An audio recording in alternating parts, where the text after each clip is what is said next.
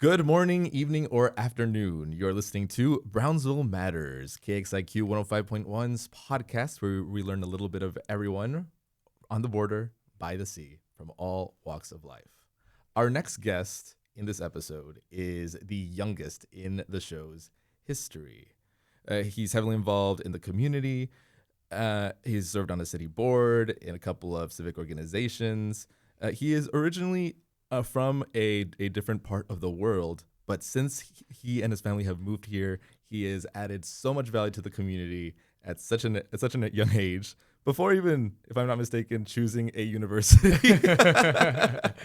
But he does it with warmth, hard work, and with a good heart. Rayyan Farooqi, welcome to Brownsville Matters. Thank you so much, Gilbert. Thank you for the amazing introduction. And it really, as you were speaking, it made me reminisce on the past 4 years that I've been in Brownsville now. Mm-hmm. And it was really like going back on all the things that I've done and how I started off and what my perception of Brownsville initially was and how it has evolved over time.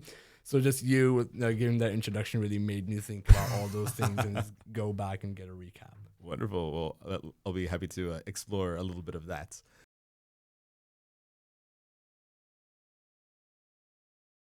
The funny thing is I want to start things off with a curveball question that's kind of relevant to you being a relative newcomer to our wonderful community here.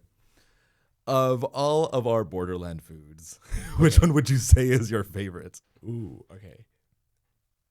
I would definitely say shrimp tacos. Oh, I love shrimp tacos. They're amazing. Mm-hmm. And I've tried them from different places, Uh-huh. and it's just like, it's one thing that never gets old. It's just, I love shrimp tacos. I love seafood in general, but then like shrimp tacos are my top favorite. Oh, yes. Now, especially here with Gulf cod shrimp. Oof. Yes, yes. When we're at the island and we're going to a restaurant, you best believe I'm getting the shrimp tacos from especially the island. Oh my gosh. Yeah. Absolutely. All right, so let's take things in chronological order. Whenever I've interviewed people like this informally, after the curveball question, Okay. I like to dive a little into your origin story. We talked about it when we had dinner at Kumari with the Toastmasters Yes. a little bit. So if you could talk a little bit about where you're originally from, how you grew up, and how you and your family moved of all the cities in America, Yeah. here, specifically Brownsville, Texas. So I was born and raised in Saudi Arabia. I was born in Jeddah, which is a city just by the Red Sea. I'm originally from Pakistan, Karachi. So my parents, they moved over to Saudi Arabia after they got married, and then had the siblings and I. So I'm Pakistani, but I was born and I've always been raised in Saudi Arabia before I moved over to the United States. Now, the reason that we moved to the United States as a family was so the idea was basically so that my siblings and I can pursue higher education here. Yes. Right? And there's no better way of coming to the United States when we were young as a family all together. Right? So instead of sending out each sibling to different parts of the world, the idea was they're young, let's all just move together and try to go from there. So we initially lived in Houston, Texas for a year. Okay. That was the plan, right? That's what we had intended. But things don't always work out the way. Like, I had never imagined I would be living in Brownsville. The first time I came to Brownsville was in 2017. Okay. That's when my uncle used to live at the island, and I had come over to the United States to spend my summer vacations at my uncle's place. And we would come down to Brownsville. I was How old were you then? maybe 11, 12 years old. 11, 12 years old. Gotcha. Yes, if I'm getting the math right. I was around that time. And that was the first time I had come to Brownsville. And so I had a little bit of an idea as to what Brownsville was like. But the reason we ended up moving down from Houston to Brownsville was because as soon as we had moved to Houston, my dad got an opportunity to work here at the island. So he moved down to the island. And then a year later, he was like, hey, I'm already down here. Might as well you guys come down here as well, because we'll be staying here now until further notice, right? And then that's why we moved down to Brownsville. So it was really not expected. It was definitely a curveball into our plan for moving to the United States, because our plan was to get settled in Houston, Texas, but things take different turns and you never know. And funny enough, I had a lot of resentment against the idea of moving to Brownsville, right? And the reason I can speak about it so fresh is because I just wrote a college essay about this. I love it. So it's fresh in my mind. But when I was initially told that, hey, we're going to move to Brownsville, Texas, there was complete resentment against it. Because the first time I had come to Brownsville, as I said, 2017, in my mind, Brownsville was a relatively smaller city, and it was there's not many things to do around here, and it's just that I'm really used to a big city. I've always lived in a big city, right?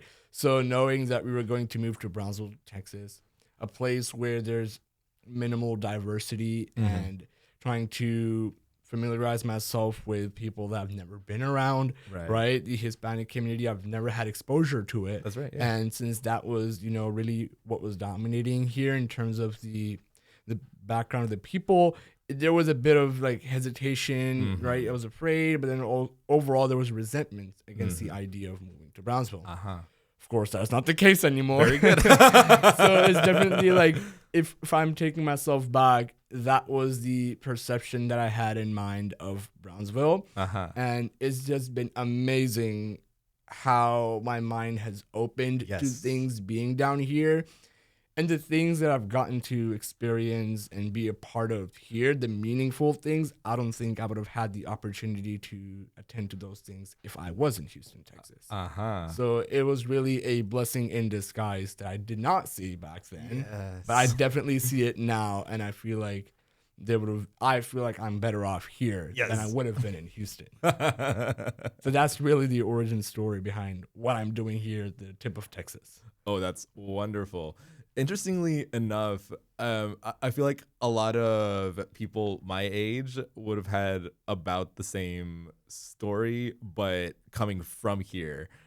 When I was growing up, Rayyan, maybe you've heard this from other similarly aged people, a lot of people my age despised Brownsville and wanted nothing more than to move elsewhere. At the time, the paradigm was, oh, happiness exists outside of Brownsville. Success exists outside of Brownsville. I see. Yes, because of what kind of along the lines of what you were saying, the notions that there weren't a lot of things to do here, et cetera, et cetera, et cetera. Yes. However, you said 2017. Since then, there have been massive changes, big investments, more options, more diversity. I have been noticing people from all walks of life and different corners of the country and the world, and in downtown Brownsville. There's a visitor's map in the bookstore to record them, right? But no, it's very fascinating that you just so happened to arrive here at the perfect time.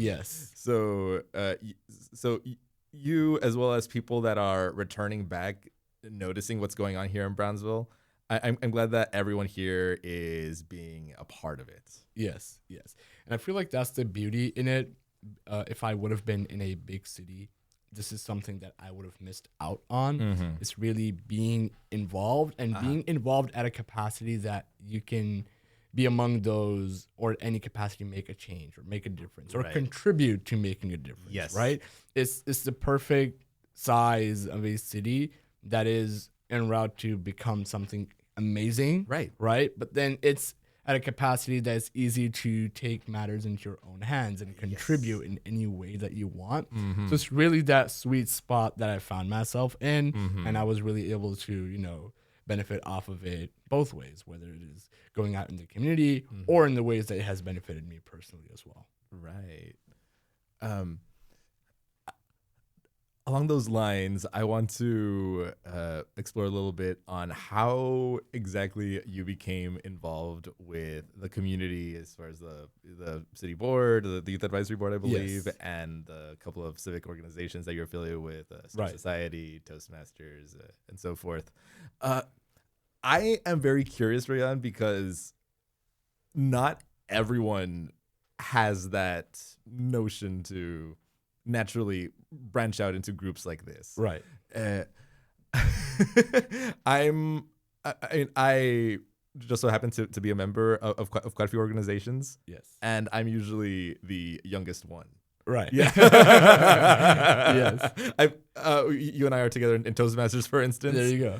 I've been, that crown has been taken away from me. It's now been placed on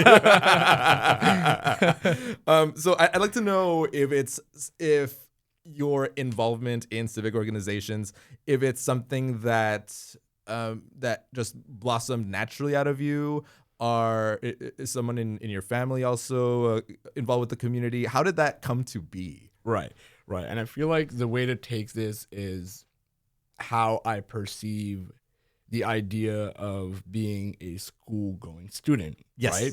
And my perception of, and that's how I'm going to take it, my perception of a school student was really defined by the education system back in Saudi Arabia. Mm-hmm. Majority of the schools there are followed under the Cambridge education system, which is the British education system, right? Mm-hmm. And the emphasis there is heavily on your grades and on your test scores. Mm-hmm. That piece of paper that has your test scores from IGCSE exams is what's going to define where you end up for college anywhere in the world, right?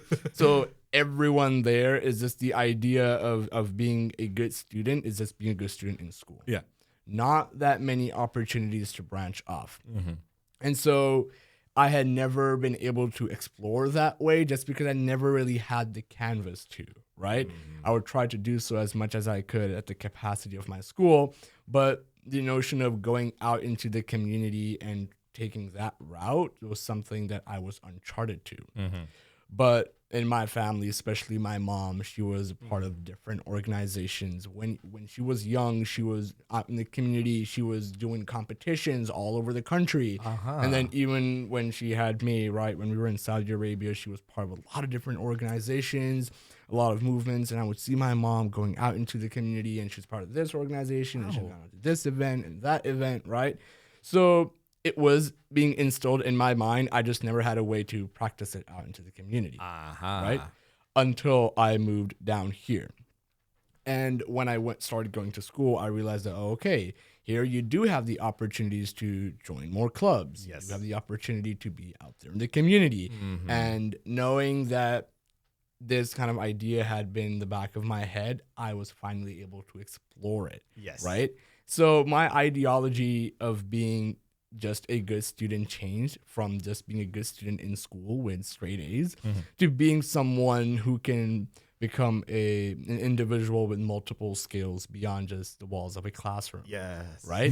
And really, before, the reason why I'm part of so many organizations is because I feel like right now, in this point in time, being a student is not the only thing you should be focusing on. The world around us is moving so fast that you should really be out there and try to familiarize yourself with things that you may not necessarily be taught in school. Mm-hmm. The one that really comes from the top of my head are your soft skills, knowing how to talk, knowing how to communicate, knowing how to act in different scenarios, in different situations, and really how to go about these things you might not be taught from a book, right?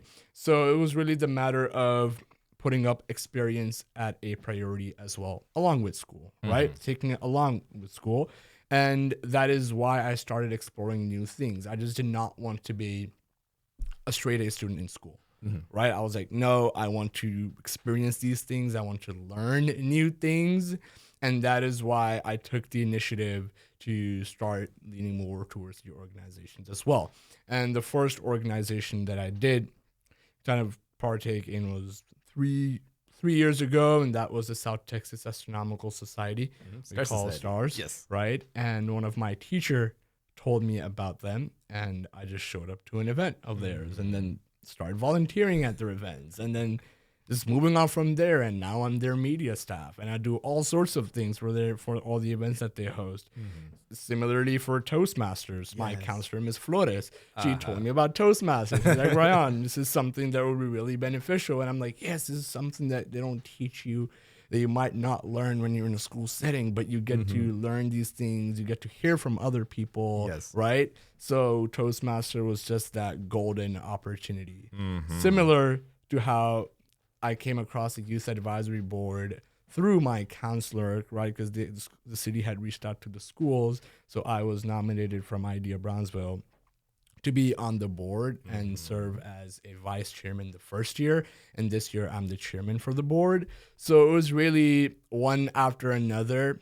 The people around me I'm thankful for the people around me who saw the potential and the opportunity inside of me to then give it to me, and so that I can take and run with it, basically. That's really what marks like the core as to why I do all the things that I've been a part of. Wonderful. I've told you before, but I want to repeat it just so it's on the record. You're right. I first started getting involved in the community like that when I was 24 years old. I'm 30 right now. If I were to have started at your age, Rayyan, I would be unstoppable. Yes, absolutely, 100%. No, but it's amazing how it's not just making friendships with like-minded people through these groups, but it's also learning valuable skills along the way. You mentioned soft skills that you could pick up in Toastmasters, appreciation of the cosmos from Star Society. What's the phrase for groups like that? You have to find one that grows you intellectually, one that grows you socially, and one that grows your abilities. And I feel like you're doing that beautifully. I would say so. Yes. So it's really been not only finding just one thing and sticking with it, but seeing, okay, what's next? What else can I add to this, right? What other experiences can I add to this? It's just one after another from there, not just trying to stick to one thing, because in my mind, I want to experience many different things, talk to people from different backgrounds. My perception of Brownsville is defined by the people I've talked to. Right. And they play an important role in how I have started to perceive Brownsville. So it's only fair that I try to talk to and listen from as many people as I can. Right. Whether they're students alongside me from the Youth Advisory Board, whether they're Toastmasters, or they're members of the Star Society who love astronomy and love space. It's really hearing from them and trying to connect it all together so that I can piece a puzzle in my mind as to what Brownsville is. Oh my gosh, yes. You mentioned earlier that you were writing an essay for college. Yes. What are you looking for in a college, and is there any specific major that's calling out to you? Right. So in terms of major, I'm looking towards either aerospace engineering or mechanical engineering. Either way, with concentration in the aerospace field is what I'm leaning more towards. And then when we talk about the community that I'm looking forward to in a college, is just somewhere where there's a lot of diversity, somewhere where there are a lot of opportunities, somewhere where I can really become a dynamic individual. So just looking at the prestige of the school or the types of classes is just not what I'm looking at. I'm going to go ahead. I've literally searched up restaurants in the surrounding areas of the college campus, right? Or what are the things that I can do when I'm not in my class? Or what are some things I could do with my friends down the line in the future when I have some free time on my hands, right? So I'm looking for a community that is super diverse in a way and has a lot of opportunities, or has a lot of potential for me to contribute to. Right? So really, I'm looking for a melting pot of cultures and people from all walks of life. And seeing how I can fit in that community and then expand from there and then play my role. So that's really the general idea of what I'm looking for. Now, if you would ask me what college I want to go to, I would not have an answer to your question because fair. I have 20 colleges on my list that I'm applying to. And right now I could end up in any one of them. That is true. And all of them are on the different parts of the country. Yes. So I'm really open-minded, really open-ended question as to where. Right. But right. that's the general idea of the type of community I would love to be a part of. Mm-hmm. So, aerospace / mechanical engineering. No specifics as to where, but so long as it has what you're looking for, Yes. Diversity as well as diverse options to enrich yourself mentally Yes. and socially. No, it sounds like you have your priorities straight. As far as the mental health supplement that is super important and Yes. very overlooked. Not everyone considers that when they apply to college. Yes. So I really Yes. commend you for that. Yeah, and then but besides that, there's also the idea of not just diversity in background, but also diversity in thoughts and perspectives. Yes, there you go. Because when you are stumped after a lecture, you need people who interpreted it differently. Exactly. So that way, Exactly. you were talking about puzzle pieces earlier. That way you could piece it in your mind in a way that makes sense to you. Exactly. And then you have the ability to teach it to someone else. There you go. Aha. Yes, and I love that you said teach it to yourself and teach it to others, I would say, because I've noticed a theme in all the essays that I've written. Gilbert, trust me, I've written so many I've lost count. And there's so many that else I have to write, right? But there's one thread that I've found across all of those essays, and it has been that zeal to learn comes from the fact that I can teach it to others. Yes. Right? That is really something that I hold myself up to, and that is that I learn so I can teach. So I can share that knowledge with others. Yes. Right? I'm glad that I've been practicing it at a capacity that I can, being with Star Society, where when I'm standing with a telescope and someone walks along and we're looking at Jupiter or Yes. we're looking at Mars, and it's the first time they're getting to see it through a big telescope, and I'm telling them all about it, and I'm just seeing their eyes glistening as they're listening to me talk about a planet that's so far away. It's just that through those instances, I found that I am the happiest when I'm sharing knowledge with others. So I need to equip myself with more so I can spread it with others, right? So that is the type of space that I would be looking forward to. Yes. No. In the few times where I've used a telescope with someone else, like you said, it blows people's minds seeing the Galilean moons of Jupiter, Exactly. or the rings of Saturn, or Mars's red hue. I know it's the best feeling, and it's even better when it's someone who has never seen it before, and they're just like, "Is that real?" I'm like, "It's very real. Trust me, it's not AI. It's very real." Not AI. So it's just that it gets me excited seeing them excited about something like this, about the beauty of the cosmos, and really seeing what's out there. It just makes me even more excited. That's what keeps me going. That's what makes me want to go to every event that I can, so I can experience that over and over again. Yes.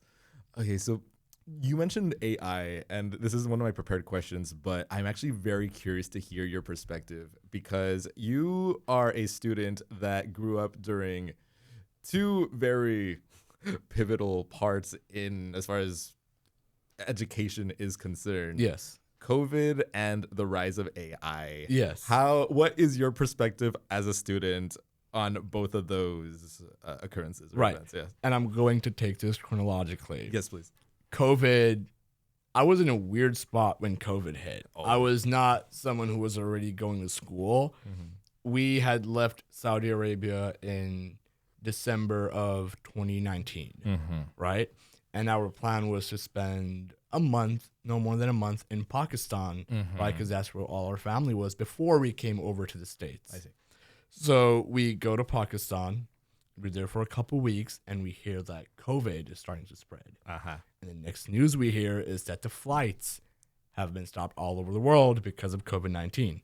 So now I'm stuck in Pakistan. It was supposed to be a month-long trip, and it turned into 11 and a half months. Ooh. And during that time, I didn't go to school, right? So at the peak time of COVID, I was not going to school because I had just set foot out of the British curriculum back in Saudi Arabia, and we were about to set foot in the American education system. So we were right in the middle. We didn't know when we were going to get to go out after the flights opened. So we were in a really rough spot as to, should we get them signed up to go to school or should we not? Like, what's it looking like? So the peak of COVID-19, I did not go to school at all, whether it was in person or online, right? It was after I moved to the States 2020 October. That year that I did schooling was online. And at that point, students were already familiar as to what the online classes are going to look like. But for me, it was still very, very new because I was like, okay, I'm not only in a new country trying to get a perception of what the American education system is like, but I'm also having to navigate learning online, right? So it was really trying to balance them and take them and carry with me together, trying to familiarize myself with multiple things. But then eventually I got the gist of it. Don't get me wrong, it was way much convenient than getting up ready for school. I could just get up 5 minutes before my class is starting to pick up my laptop and I'm already in class, right? So it was definitely way more convenient, but something that I had to adapt to alongside having to adapt to the education system here, right? Then 2 or 3 years down the line is when AI apparently becomes the buzzword. And it still really is, right? And I kid you not, my idea of AI becoming commercialized like this, I was strongly against it. I was like, I'm not going to take any assistance from any AI. I'm not going to download ChatGPT on my phone. And I was like, I'm just not going to do it because in my mind, it was... And I suppose you could say that I approached it with a very closed mentality. I was like, no, it's just like something that's like wrong and like it's cheating, it's academic dishonesty, it's this, it's that. And it is at a capacity, right? Fair, yeah. But that is how I approached it. So I was like, for months and months, I was like, you know what? I'm not going to download it. I'm not going to deal with it. Right. Until I started seeing other individuals that I've been around. They're like, hey, like I'm using it for this, I'm using it for that, and I'm using it for things outside of school as a tool, right? I'm using it as a tool to make my life easier and make my life more efficient in things. So I'm not spending my time doing things that are redundant or things that don't require as much as my attention, and I can use that time to do other things. Right. And that was the pivotal moment for me. I was like, okay, let me go ahead and give this a try, right? But then my personal kind of experience with AI has really been about being cautious with the use of AI, right? And especially being a student, it's very, very easy to be like, oh, I can just AI or like use ChatGPT and write an essay and just call it a day, right? It's very easy to say that. And it's very easy to get through it as well if you know what you're doing. Sure. Really, right? But then I started seeing it as more of a tool than letting it completely take over the things that I am meant to do. Right. As to why are you running away from your responsibilities of being a student and having AI take over that when you can just help it assist you? Right? Exactly. So that's how I started perceiving the use of AI. And I use AI now. I started the ChatGPT's kind of 2-month free trial period since last year, and I've been hooked.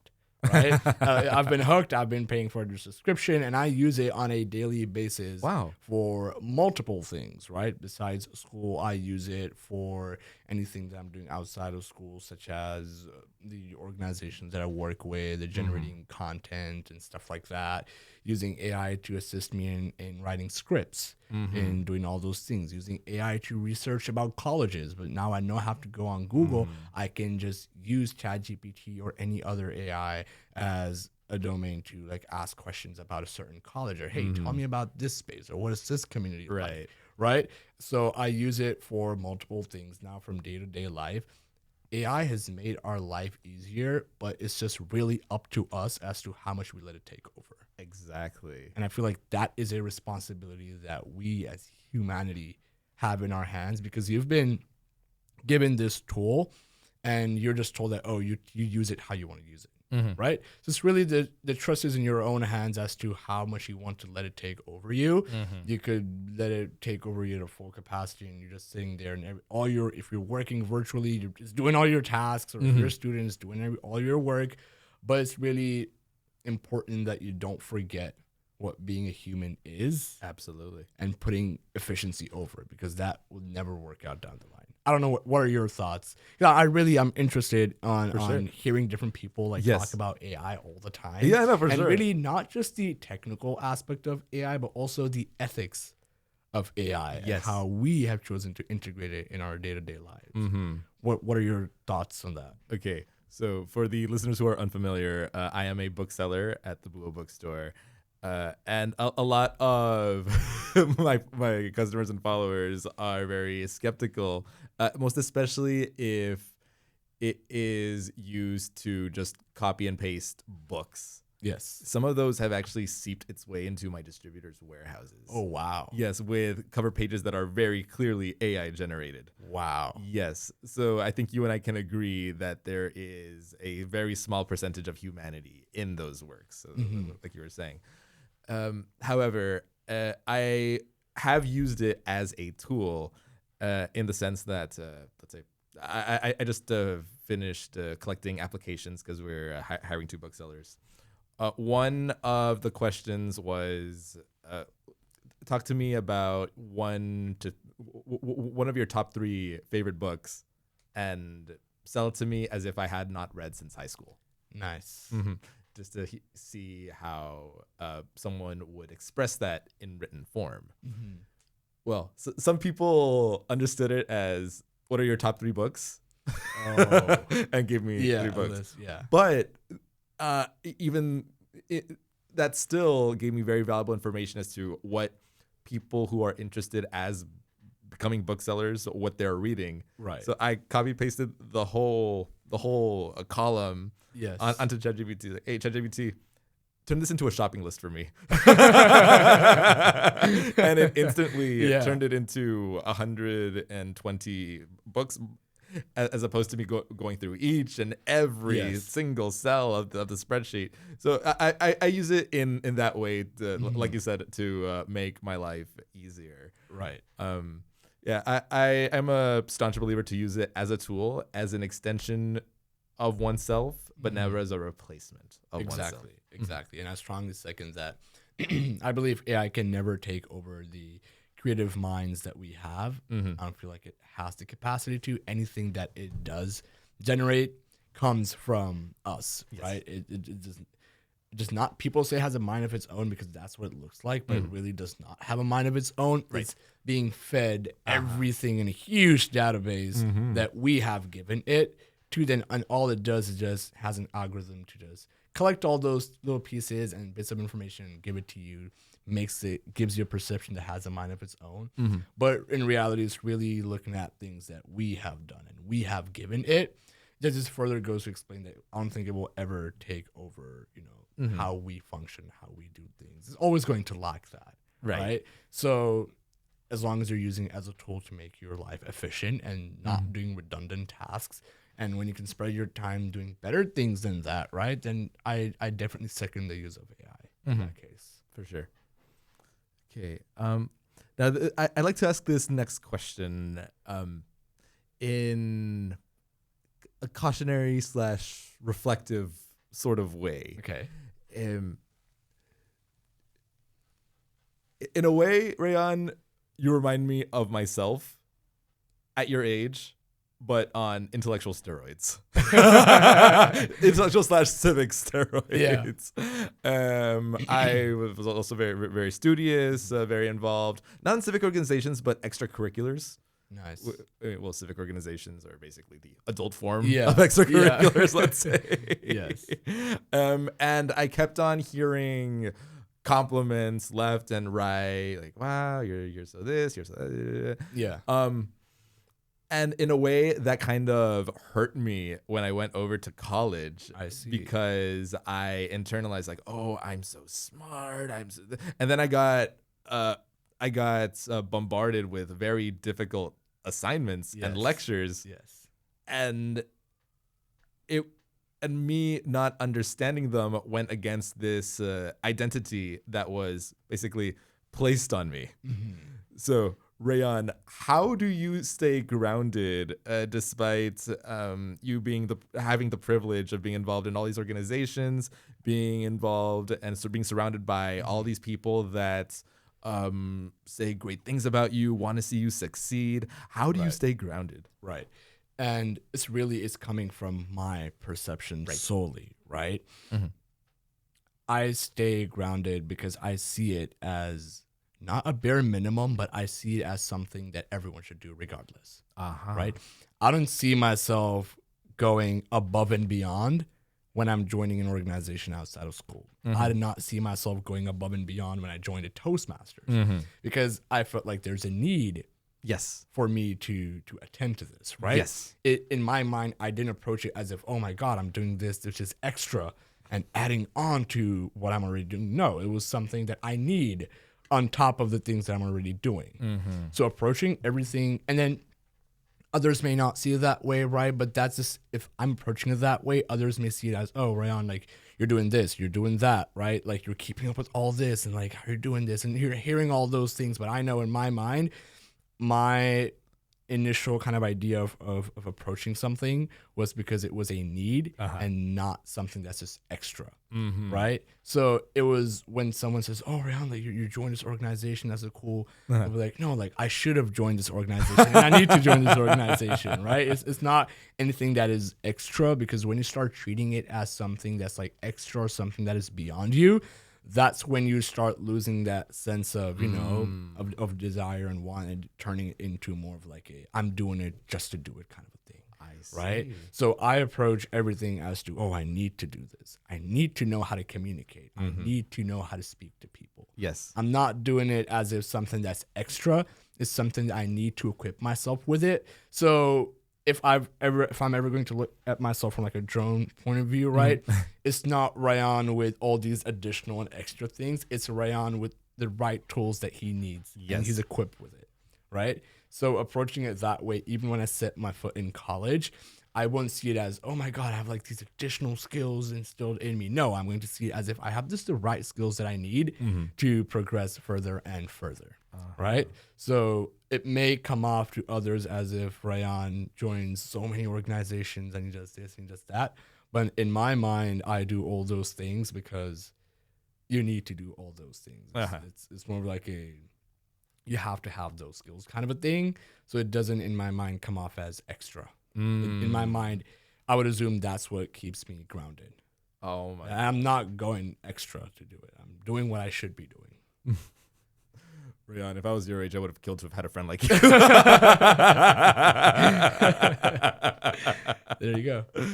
No, I appreciate that so very much. I've also been told that if parents they see their kids showing signs of talent or curiosity like that, to never say the S word, never call them smart, always call them hard workers. There you go.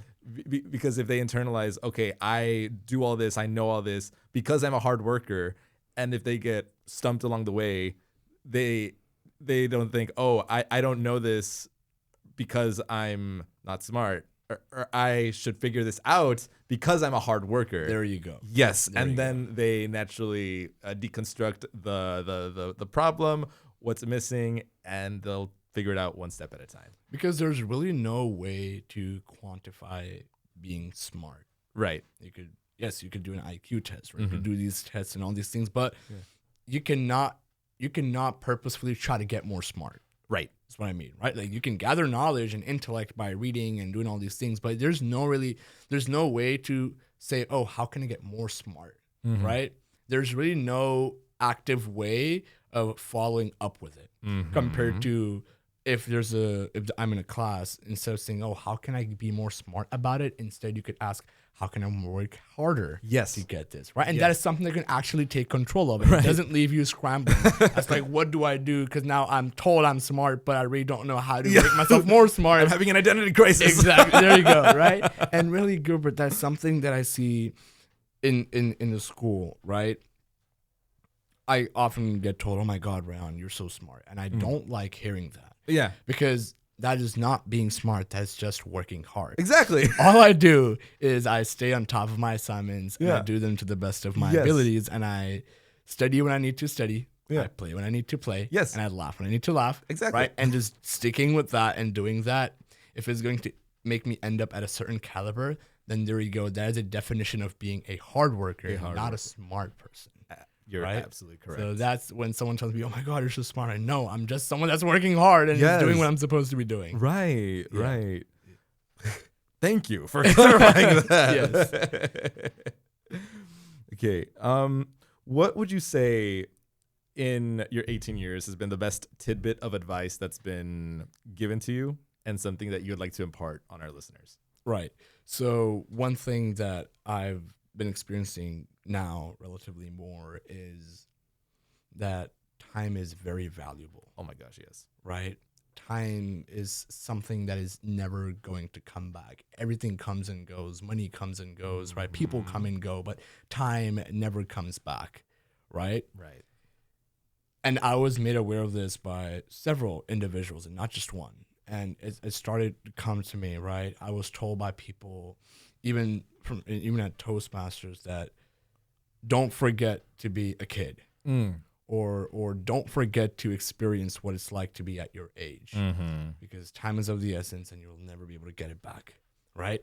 And I follow up with that in multiple ways, whether that is being really cautious about where I'm spending my time, knowing the value in the things I'm spending my time, and using that to navigate through different things, whether that means putting more time into a certain organization or putting less time into something. It's just that I realize that if there's one thing that I can give that is valuable more than money, is my time. Yes. Right. And because of that, I started approaching things differently, and I started prioritizing things differently. And I believe that this is something that will stick with me throughout my lifetime. And I'm just so glad that I'm getting to learn about it at this point in life. I'm not saying I've completely deciphered what time is, or I've completely know how to deal with it, but just something that I got on a train, right? That's just going and going. I just realized that. And so knowing how to navigate within that cabin is something that I found myself in. But if there's one piece of advice that I would also tell to the listeners, is that be very cautious as to where you're spending your time, because you will never get it back. And you do not want to live with regrets because you spent your time doing something that you down the line realize that you shouldn't have been doing, right? Whether that takes in the form of being part of a group or being part of an organization, or really just spending time doing something of your own time. Yes. It's really being cautious about it so that you don't have regrets down the line. It's knowing how to spend your time. That's beautiful. And we're only on Earth for a very limited amount of time. So I feel like it is our duty. It is our duty to make the most of it while adding value to the communities we're in and the groups of people that we're blessed to be a part of along the way. Yes. And can I ask you the same question? For sure. I've asked this question. I've been to different conferences and I've talked to people that are VPs at SpaceX or engineers at NASA. And I'm like, hey, give me a piece of advice or tell me something that I should keep in the back of my mind. Have you ever been told something like that you think is worth sharing? Yeah, and it's kind of in conjunction to what you were saying, and it's add value always. Nice. Add value always. I believe it was Benjamin Franklin, my hero and role model, Benjamin Franklin. Yes. He said something along the lines of, and I'm paraphrasing it, but it's the greatest glory to God is doing good to man. Nice. And he embodied that by being a part of several civic organizations in Philadelphia, as well as establishing them. That way he could help uplift different people in the community, giving them skills, empowering them with community projects. Kind of like how you were saying, not because he was told all this, but because he felt the need for it. He saw the need in the community he realized, okay, I feel like I have the ability to make this happen, and he did it because he felt the need. There you go. I'm enjoying this conversation so much. Yes, it's an amazing way to put it. I love it. Okay, who do you credit in helping you become the man you are today? There's more than one individual. I'll say that for sure. And I'm glad I can say that. Yes. Right. But the two people that are instrumental to everything that I've done are my parents. Right. I could run out of words, but it's just not out of the amount of gratitude that I have to express for my parents, because they chose to give up everything and give up a life that they had built on the other side of the world, a comforting life, not only for themselves, but for us. They gave up all that for the sake of us to have a better life. And I don't see any sacrifice worth more than that, right? For my parents to start from square one here just so we can take a boost forward is really what makes me the person that I am today. And it's not only them doing that, but it's also me realizing that. It's me taking note in the fact that that's also one thing that keeps me going. It's the fact that my parents chose to make sacrifices and my parents chose to take these steps to bring me here. So I just cannot let them down. I just cannot go home and have them find out I'm not doing good in my class, or I'm in trouble with something XYZ. I just cannot, right? Because their efforts set the caliber so high that I'm just looking to exceed through it, right? And they're not asking me to do it. It says that their actions has bestowed like a responsibility upon me that I have to do it for the sake of my parents, because it's because of them I'm doing everything that I'm able to do. Right. So my mom and my dad are the people that really, really have to applaud in all stages of my life, because none of this would have been possible if it wasn't for them one day choosing to, you know, hey, let's go to the other side of the world and we'll see how it pans out. Right. Right. So I just cannot let them down by them doing all these efforts and coming over here and then just not keeping up with it. Right. So it's really, my mom and my dad are the people that are instrumental into the person that I have turned into today. But if there's another individual that I would really like to credit, is my mentor, Phil. Phil, yes. Right? I've gotten to know Phil through Star Society. I met him a little over 2 years ago. It was at a Star Society event. We were at the observatory at the Resaca de la Palma Park. Yes. That's where I first met him. And then I started to get to know him more over the years. And now he's someone that I see like 4-5 times a week, right? He's helping me out with my essays, my colleges. And he's someone that I go to when I'm confused about something. And I feel like, enlighten me. Like, how would you deal with this? Or how would you go about this, right? Like, he plays a pivotal role in giving me a definition as to who I am, right? Because it was always there, but with the right people, you can really express who you are as a person. Right. So he was able to see that in me and pull it out of me so I can put it in front of others, right? And it's through those like 2-3 hour long sessions with Phil in his office and just talking to him, I look back now on and I realized that those conversations that I've had with him and him believing in me is really what has turned me into who I am today also. So it is really different individuals who have played a role in just in believing in me, because that's what I see as like the most valuable thing. I don't think I could not mention my counselor, Miss Flores, because she was also one of those individuals that believed in me. And it was really, it was through these people that I was able to pan out and do other things. I'm like, oh, you believed in me. I'm just not going to let you down. I'm going to take this opportunity that you gave me and I'm going to run with it, right? Yes. I just cannot let you down. So the fact that they chose to believe in me, these individuals are those that I really hold highly, right? Just because of the fact that they chose to believe in me and they equipped me with the right tools that I needed.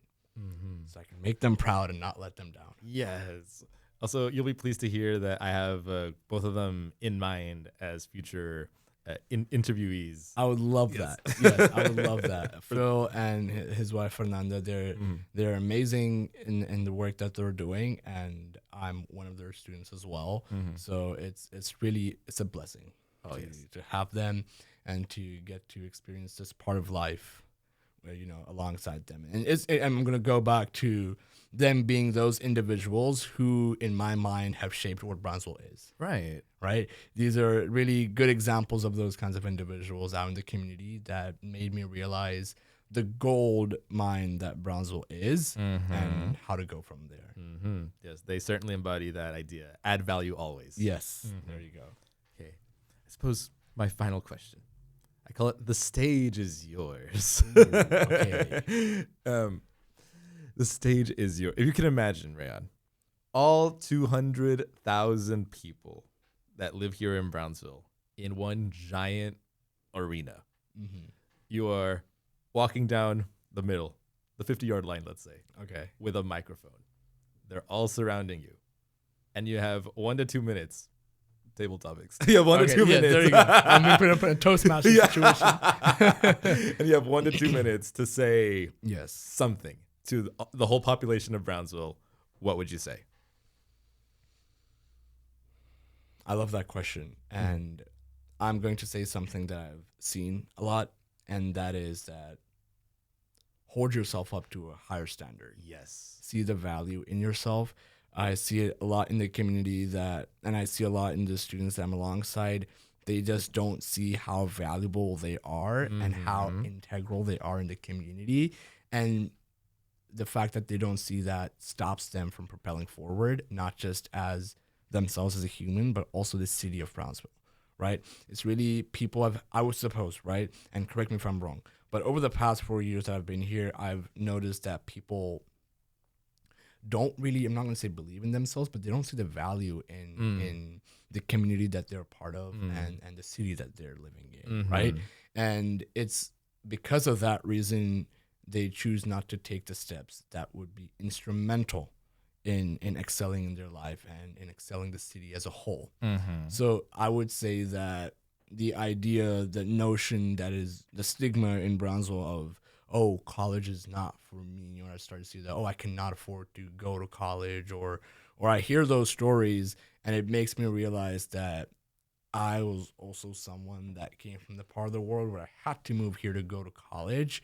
So I just see it here, and I just wish that people started believing more in the values that they embody, because it's just so valuable. And if it has helped me, I can only imagine what it could do for others.